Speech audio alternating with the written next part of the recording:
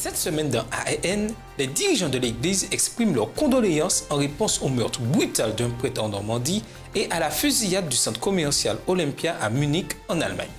Le président de l'Église adventiste de la Caraïbe Atlantique a eu une récompense de la reine Élisabeth II pour son action extraordinaire dans un pays étranger. Et la branche humanitaire de la dénomination fait l'acquisition d'une structure missionnaire soutenue par l'hôpital adventiste de Sydney. Ces histoires et d'autres dans un instant.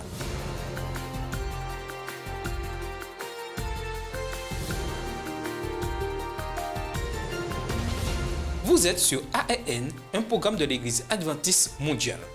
Merci de nous regarder cette semaine. D'abord, dans les nouvelles, les dirigeants de l'Église adventiste en France ont montré leur solidarité avec leurs frères chrétiens après le meurtre brutal d'un prêtre de 85 ans dans une église en Normandie. Le meurtre s'est produit quand deux agresseurs ont attaqué l'église de Saint-Étienne de Rouvray durant la messe matinale mardi. Les deux hommes ont forcé le père Jacques Hamel à s'agenouiller avant de lui trancher la gorge.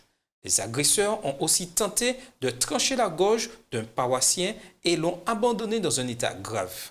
En réponse, l'Église adventiste en France a déclaré, je cite, « Quand une église catholique est profanée, ce sont les croyants qui souffrent. Les églises et les lieux de culte sont des espaces de paix, de prière, de partage et de refuge. Cette escalade de violence et de crimes odieux commis par des humains contre d'autres humains est injustifiable.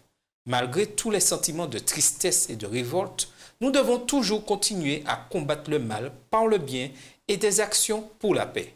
Nous prions pour que Dieu change nos cœurs et nos pensées. L'Église adventiste encourage ses membres à respecter la dignité de tous les hommes d'après l'Évangile de Jésus-Christ. Un étudiant germano-iranien de 18 ans a ouvert le feu devant le centre commercial Olympia de Munich en Allemagne le week-end dernier, tuant 9 personnes et blessant 35 autres. La plupart des victimes étaient des adolescents. Après l'attaque, une congrégation adventiste à Munich-Waldfrieden a annulé son service de célébration pour le 5e anniversaire de l'église et a organisé à la place un service pour rendre hommage aux victimes. Durant le service, le pasteur de l'église, Miodrag Jovanovic, a invité les membres à être des messagers de réconfort et de confiance. Il a déclaré, je cite, « En tant que croyants adventistes, nous voulons que nos églises soient des lieux de refuge pour le faible et celui qui souffre. Nos églises doivent être des lieux sûrs pour les gens qui sont en quête de protection, de sécurité et qui vivent dans des lieux affectés par le péché et la souffrance. » Fin de citation. Les dirigeants de l'Église adventiste du 6e jour en Trans-Europe ont aussi exprimé leurs condoléances à ceux qui ont perdu leurs êtres chers.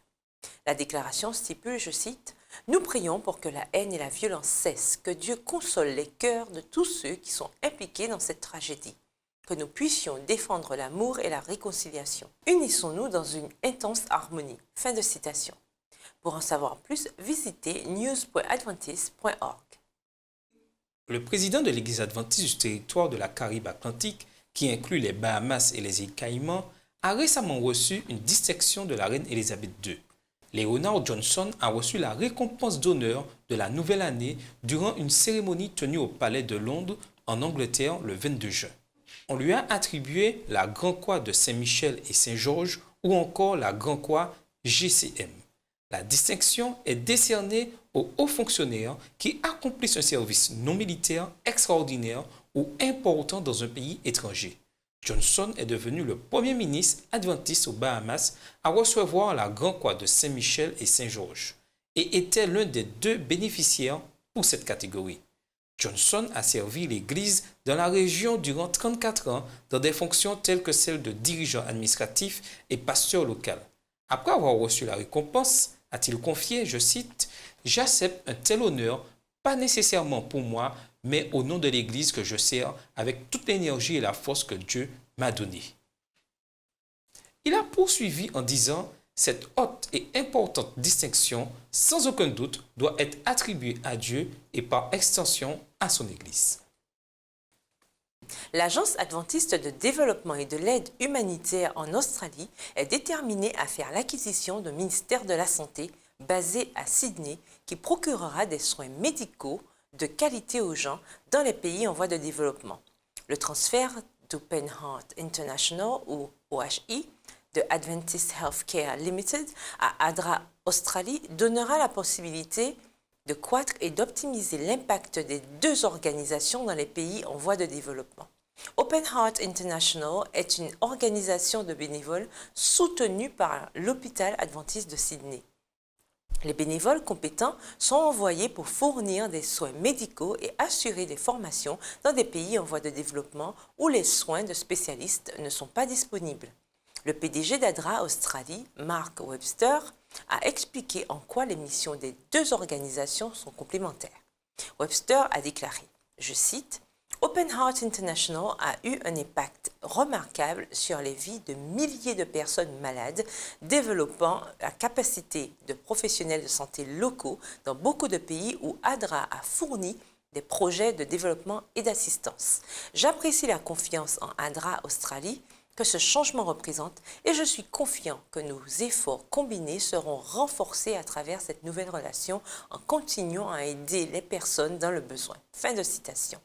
Adventist Healthcare Limited a aussi signé un protocole d'accord qui présente son engagement de continuer à fournir une aide financière à Open Heart International. Des dirigeants de la liberté religieuse de l'Église adventiste du 7e jour en Colombie ont récemment célébré un décret qui a désigné le 4 juillet comme journée de la liberté religieuse et de culte. Le président de la Colombie, Juan Manuel Santos, a signé un décret historique en présence de 100 dirigeants religieux, incluant des représentants de l'Église adventiste au Capitole du pays à Bogota. Le président Santos a déclaré que c'était le plus petit décret qu'il n'a jamais signé, mais un qui revêtait un grand symbolisme et une grande importance, spécialement alors que le pays avance vers la paix après 52 ans de conflits armés. Le directeur de la liberté religieuse de l'Église adventiste de la Colombie, Alvaro Niño, a exprimé sa joie de voir l'accomplissement de ce décret. Niño a déclaré, je cite, « Ce décret est une réaffirmation que le gouvernement du pays reconnaît le travail qui est fait pour apporter l'harmonie et prend en compte l'identité religieuse des Colombiens. Nous voyons de grandes opportunités s'ouvrir avec le processus de paix, avec l'issue positive que les églises puissent s'intégrer dans la société. » Fin de citation. La déclaration a fait de la Colombie la troisième nation d'Amérique du Sud à marquer la liberté religieuse et de culte avec un décret. Dans un instant, nous verrons que la dénomination ouvre son 20e centre de recherche sur le ministère d'Ellen G. White.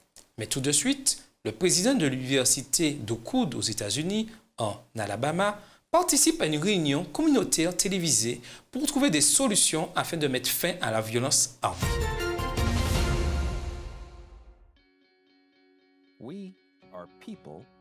Nous sommes des personnes et nous aimons être connectés. Nous sommes connectés en tant que famille à cause des enfants. Nous sommes connectés en tant qu'amis parce que nous cliquons. Nous sommes connectés en tant que communauté parce que nous nous soucions. Les adventistes du 7e jour sont des personnes qui sont connectées par des communautés appelées congrégations, qui à leur tour se connectent pour être des fédérations, qui se connectent pour être des unions, des divisions et la conférence générale. Pourquoi on se connecte ? Cela commence avec la connexion avec le Créateur, qui nous invite à un voyage spirituel. Quand on chemine ensemble, on peut s'aider mutuellement le long du chemin. Ce voyage dure toute une vie. À mesure que nous apprenons, grandissons, la vie prend du sens et on a un objectif. Notre plus grande joie est d'aider les autres le long du chemin. Quel que soit là où vous vous trouvez dans votre voyage, nous croyons que nous avons quelque chose à offrir pour que votre vie soit plus complète. Donc, la prochaine fois que vous voyez un adventiste du 7e jour, rappelez-vous, vous n'êtes pas devant une personne seule. Ils sont connectés à une église mondiale qui possède 18 millions de membres répartis dans 13 divisions qui comprennent 122 unions formées par 600 fédérations qui résultent de 140 000 églises dans 208 pays qui adorent dans 924 langues. Et ils veulent tous se connecter à vous.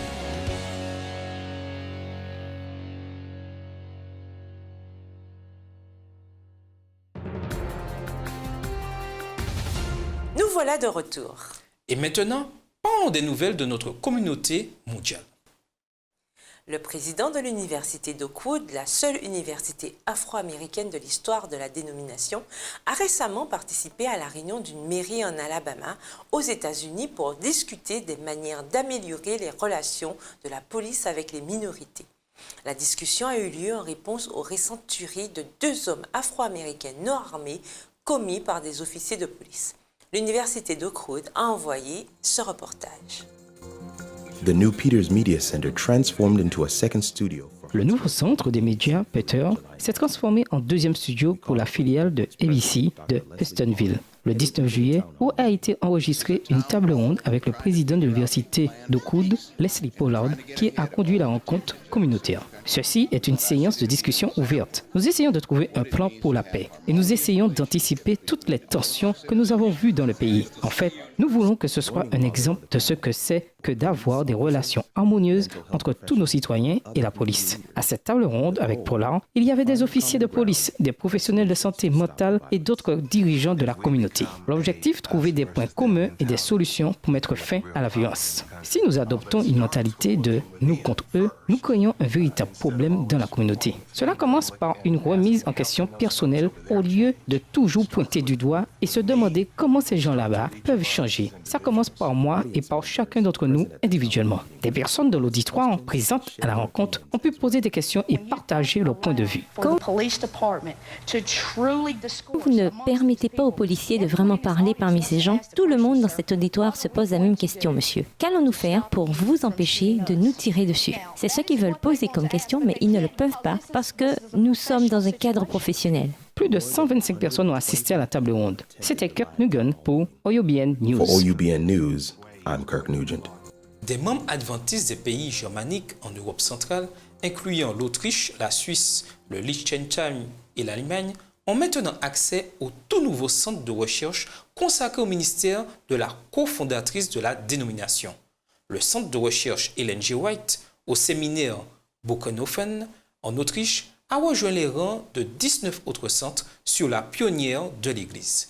La cérémonie de dédicace a eu lieu le 16 juillet, date du 101e anniversaire de la mort de Madame White. Markus Kirschbach a été choisi pour être le directeur du centre.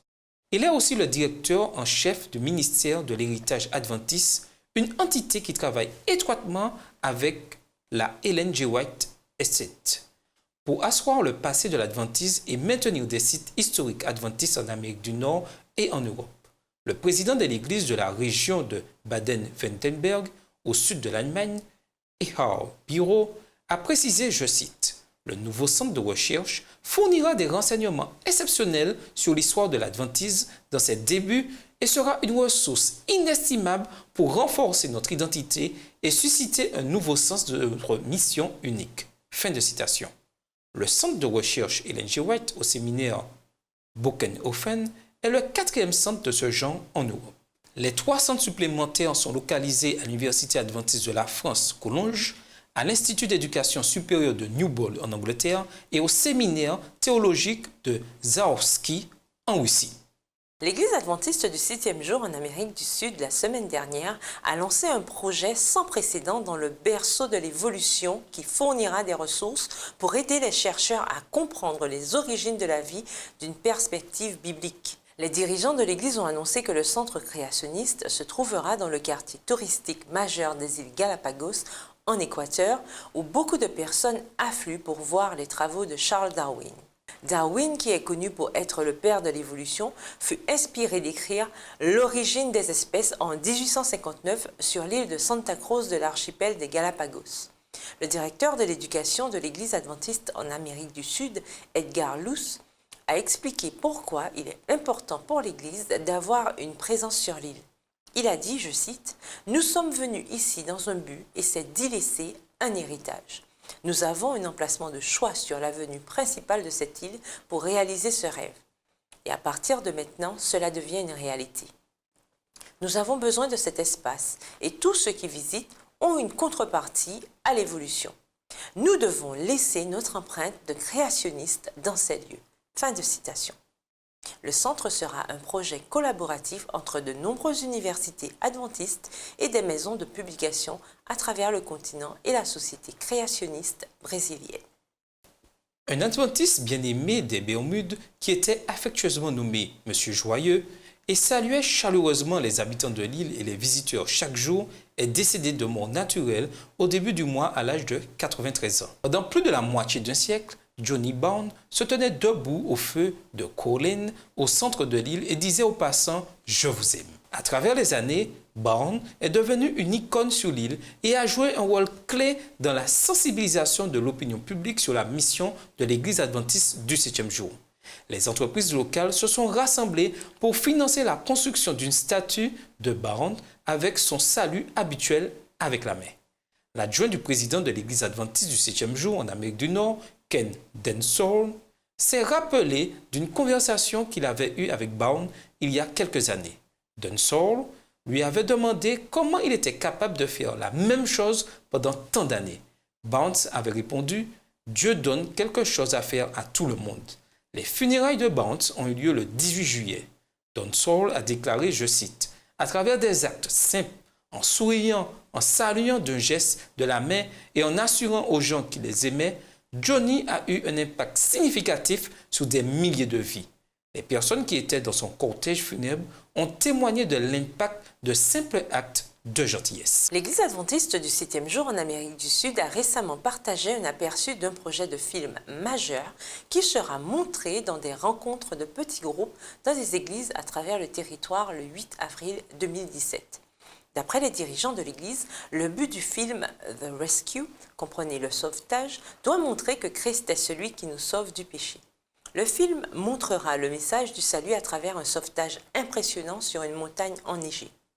La société de production de l'église Seven Films a commencé à produire au Chili il y a 6 mois avec une équipe de presque 25 personnes du Brésil, d'Argentine et du Chili. The Rescue sera doublé en 6 langues et distribué dans le monde entier par le siège de l'église adventiste mondiale. Grâce à des fonds levés durant la session de la conférence générale en juillet 2015, plus de 70 groupes de jeunes au Fidji ont été en mesure de réaliser des changements pratiques dans leur communauté. Le programme Give Them the Keys, comprenez Donnez-leur les clés, fut créé pour promouvoir l'évangélisation des jeunes du pays.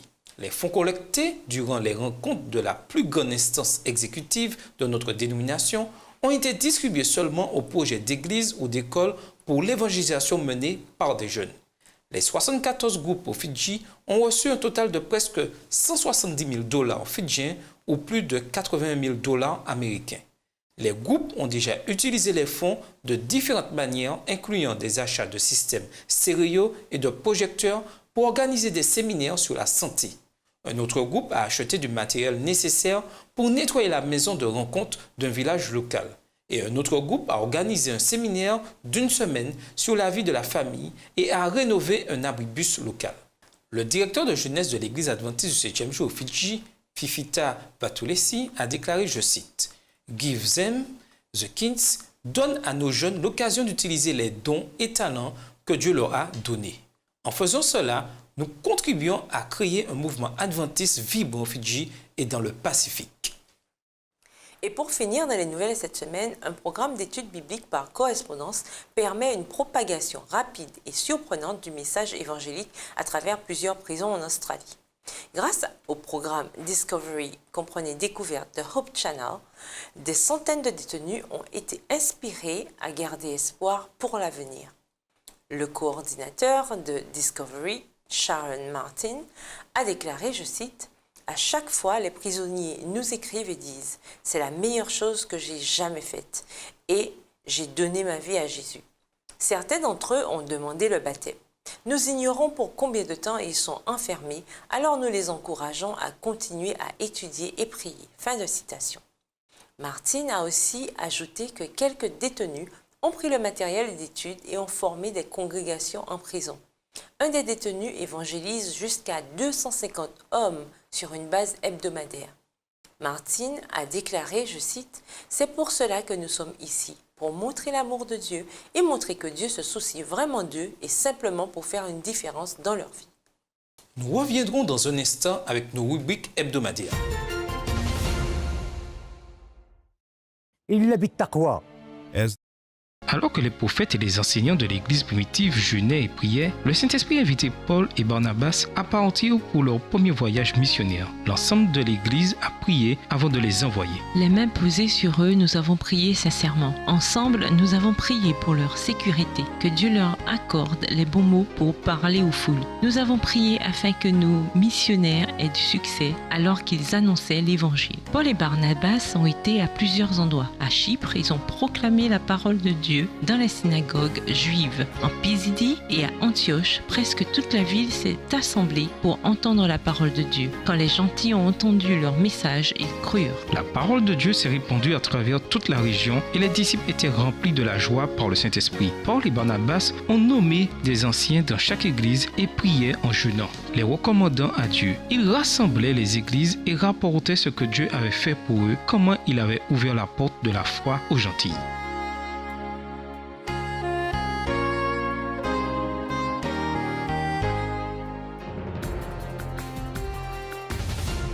Nous voilà de retour. Regardez comment un étudiant diplômé a récemment pu réussir à travers le service communautaire pendant qu'il travaillait aux Philippines. La revue Adventiste a envoyé ce reportage. En voyant les gros titres et assise à table pendant le dîner, entendant les conversations sur les droits de l'homme et les injustices qui se passent dans le monde, je me suis dit, trop c'est trop. Que vais-je faire? Rester assise et en parler en disant, oh, ça c'est intéressant, et ne rien faire? Alors, à la fin de mes études, j'ai eu mon diplôme. J'ai sauté dans un avion en me disant, les Philippines, me voilà. On entend beaucoup de choses sur ce que c'est que de vivre dans des conditions de pauvreté. Tu penses en avoir une idée jusqu'à ce que tu le vois. Chaque jour, des choses simples que nous considérons comme allant de soi, ils se battent toute la journée pour l'avoir. Vous rencontrez les familles qui habitent là et elles sont absolument merveilleuses. Des gens incroyables qui vous inspirent, forts, avec beaucoup de volonté. Ils vous mettent à l'aise. J'habite avec une famille merveilleuse. Chaque matin, la plus jeune des filles, Rachel, se lève pour se rendre à l'école et elle est déjà à la douche avant qu'on se réveille. Elle veut être officier de police quand elle sera plus grande. Nous avons entendu beaucoup de choses sur les rêves des gens pour l'avenir. Une autre fille, Initia, elle m'a brisé le cœur d'une certaine manière car elle voulait tellement aller à l'école et elle était coincée à Sergei pour aider ses parents à cause de la condition dans laquelle ils vivaient. On porte de l'intérêt à ces gens et ce sont des choses pour lesquelles on veut être présent pour les aider parce que ce sont des humains et ils ont des rêves.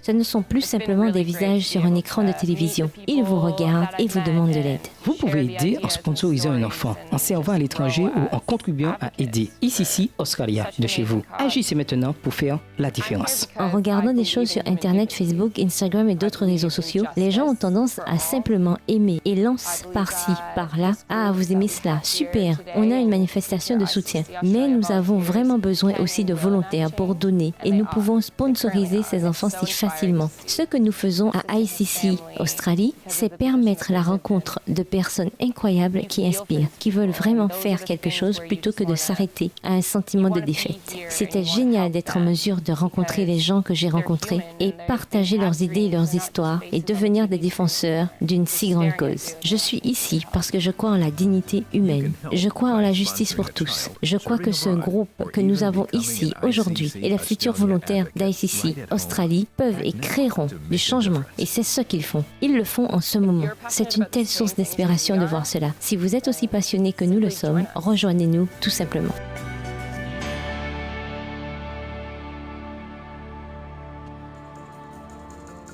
Tech Corner est de retour avec un clé d'œil spécial au programme Il est écrit. Cette semaine, le manager général du programme, Jesse Johnson, explique comment utiliser des cartes de partage en DVD.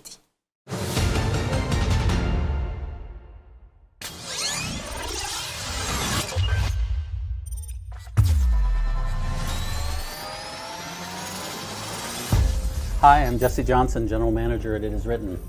I'm real excited about working here at It Is Written. Bonjour, je suis Jesse Johnson, le directeur général de Il est écrit. Je suis vraiment heureux de travailler ici à Il est écrit. Nous utilisons la technologie pour annoncer l'Évangile et cela me réjouit énormément. Une des choses que je faisais est d'avoir toujours sur moi des DVD. Il est écrit fait de merveilleux programmes sur DVD. Je les emmène et je les donne à la personne concernée. Mais trimballer des DVD partout n'était pas très pratique. Vous ne pouvez même pas les mettre dans votre poche et cela ne me convenait pas. Donc nous avons créé des cartes de partage de DVD. Ce ne sont pas des DVD, mais des cartes de visite. Oh, juste une seconde. Hi, I understand that you have a friend that's dealing with cancer.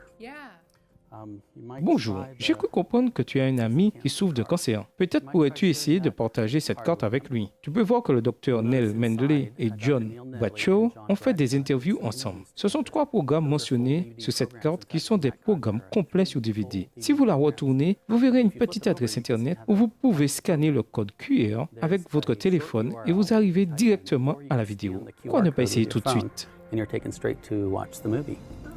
Why don't you give it a try? Cela m'a emmené directement au site de Il est écrit. Super, j'espère que cela va aider. Merci. Il y a un certain nombre de sujets. Il y en a un sur la dépression qui a beaucoup de succès. D'autres sont sur l'histoire et d'autres sujets. Ce sont des cartes super à utiliser. Je suis Jesse Johnson. J'utilise la technologie pour l'évangélisation. Et pour finir l'édition du jour, écoutons Kenry Hampton nous parler de l'histoire de l'adventisme. Cette semaine, vous aurez des informations sur le sanatorium de la dénomination à Rio de Janeiro. Bienvenue cette semaine dans l'histoire de l'adventisme. Avec l'approche des Jeux olympiques d'été de 2016 à Rio de Janeiro, au Brésil, nous avons pensé au Sanatorium de Rio, qui a rejoint la longue chaîne mondiale des hôpitaux dirigés par les adventistes du 7e jour le 30 juillet 1948. Cette institution de santé est favorablement située en haut d'une colline à mi-chemin sur le flanc de la montagne qui mène à la statue de Christ le Rédempteur. Le sanatorium fournit des soins nécessaires de qualité depuis son ouverture. Elle est maintenant connue sous le nom Hospital Adventista Sylvestre, Hôpital Adventiste Sylvestre, et a pour mission de promouvoir la santé physique, mentale, sociale et spirituelle à l'exemple du Seigneur Jésus, le médecin des médecins. Avec les Jeux olympiques à l'esprit, cela vaut la peine de mentionner que le pasteur britannique adventiste Richard Durley fut désigné pour être l'un des aumôniers bénévoles à être au service des athlètes dans le village olympique durant les Jeux olympiques d'été de Londres qui ont commencé le 27 juillet 2012. Aussi cette semaine, le 28 juillet 1957, le Quarry Hospital fut officiellement ouvert. C'est un hôpital général pour des soins de courte durée avec une capacité de 140 lits qui était dirigé par la mission de l'Afrique de l'Ouest. L'hôpital fut créé avec des fonds offerts par le gouvernement du Ghana dont les officiels ont pensé à cette période que les adventistes du 7e jour étaient en mesure de diriger un hôpital efficacement et pouvaient donner aux infirmiers tant une morale qu'une formation médicale. Il fut plus tard nationalisé par le gouvernement du Ghana le 16 septembre 1974. Et c'était cette semaine dans l'histoire de l'adventisme. Merci de regarder ANN. Nous vous donnons rendez-vous la semaine prochaine pour plus d'informations sur le plateau d'Espérance TV Interamérique. En attendant, rejoignez notre groupe de discussion sur Facebook, Twitter et Instagram. Vous pouvez vous connecter avec des adventistes du monde entier à travers plus d'histoires, de photos et de vidéos. Visitez Facebook/Adventist News, Twitter @Adventist Church et Instagram @Adventist Church. Notre bonne nouvelle de cette semaine vient du livre des Psaumes au chapitre 27 et au verset 13 et 14. Le passage déclare « Oh, si je n'étais pas sûr de voir la bonté de l'Éternel sur la terre des vivants. Espère en l'Éternel, fortifie-toi et que ton cœur s'affermisse. Espère en l'Éternel. » C'était notre programme de la semaine. Et rappelez-vous, vous pouvez toujours aller sur le site news.adventist.org pour plus d'informations et de vidéos. En attendant notre prochaine édition, que Dieu vous bénisse. À bientôt!